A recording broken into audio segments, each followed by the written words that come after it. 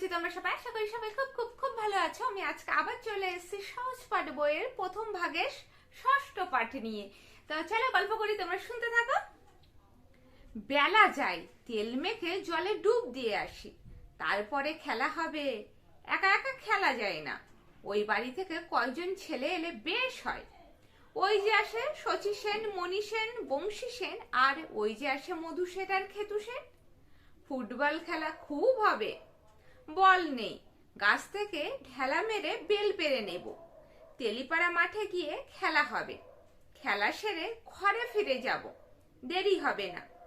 বাবা নদী থেকে ফিরে এলে তবে যাব, গিয়ে ভাত খেয়ে খাতা নেব, লেখা বাকি আছে। বন্ধুরা, গল্পটা যদি ভালো লেগে থাকে, এইটা আমি পড়লাম সহজ পাঠ বইয়ের প্রথম ভাগের ষষ্ঠ পাঠে, যদি ভালো লেগে থাকে তাহলে লাইক শেয়ার কমেন্টস করতে কিন্তু একদম ভুলবে না। আর মুখার্জি ফ্যামিলি ব্লগসকে অবশ্যই সাবস্ক্রাইব করে রাখবে। তো চলো এখনকার জন্য টাটা।